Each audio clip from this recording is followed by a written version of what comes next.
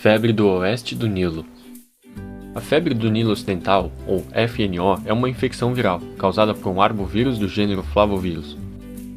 Tem transmissão vetorial através da picada de mosquitos infectados do gênero Culex. Os fatores de risco estão relacionados à presença do ser humano em áreas rurais e silvestres que contenham um vetor.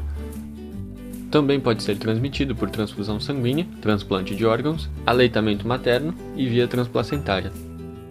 O ciclo epidemiológico se inicia com um mosquito infectado que acaba picando uma ave silvestre, cujas espécies são os hospedeiros naturais do vírus.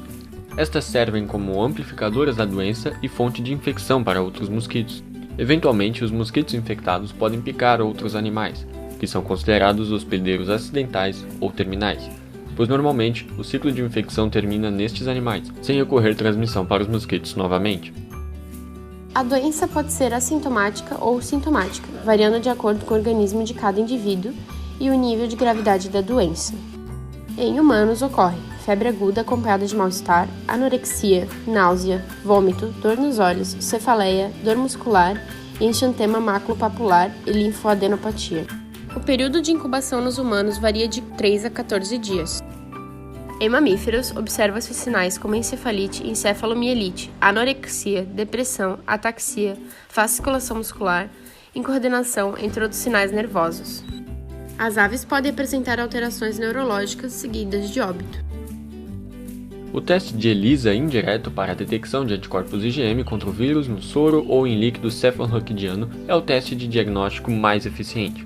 Pacientes que foram recentemente vacinados para outras doenças como febre amarela podem apresentar resultado positivo por reação cruzada, podendo realizar outros testes como o de neutralização por redução de placas de ELISA PRNT. Além disso, testes diretos como isolamento viral em cultivo de células, imunohistoquímica e PCR podem ser utilizados. O diagnóstico diferencial inclui diversas arboviroses e outras doenças febris agudas, como a dengue e a leptospirose. Portanto, indica-se considerar a sintomatologia na vigilância dessa enfermidade, dando foco para pacientes com quadros neurológicos de etiologia viral sem causa conhecida. Como não possui vias específicas de tratamento, trata-se apenas dos sintomas gerados pela doença, como, por exemplo, a febre. Em casos leves, usa-se analgésicos para aliviar dores de cabeça e dores musculares. Em casos graves, é necessário a hospitalização para reposição de fluidos, suporte respiratório e prevenção de doenças secundárias. Já em casos severos, como os quadros de encefalites ou meningoencefalite, faz-se uso de tratamentos específicos. Em equinos, a eutanásia pode ser uma opção, dadas as complicações recorrentes da doença. A partir da entrada do vírus no organismo, este se produz nas células epiteliais do hospedeiro.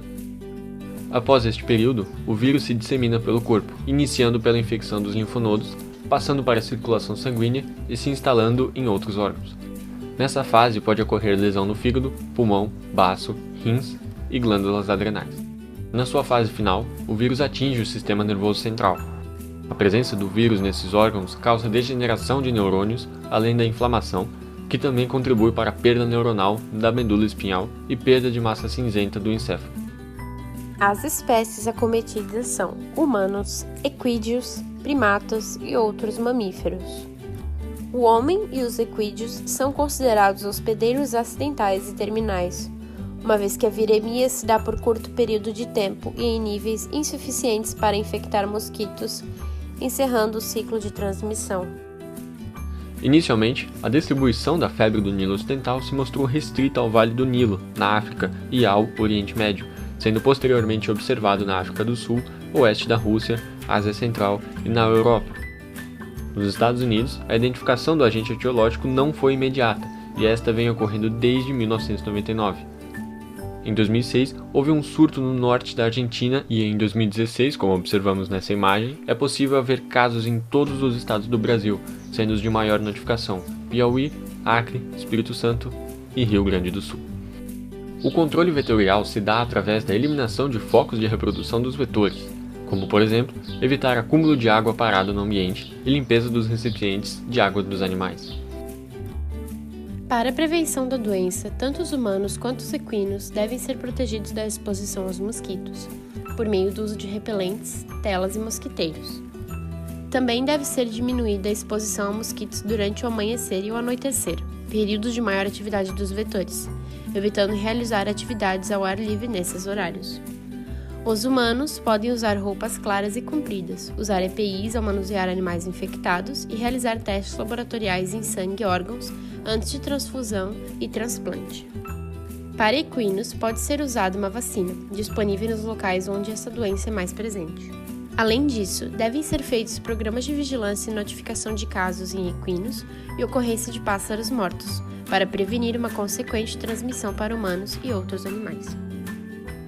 No Brasil, o vírus surgiu em 2009, em cavalos de diferentes estados brasileiros, incluindo Mato Grosso do Sul, Mato Grosso, Paraíba, Espírito Santo, São Paulo e Ceará.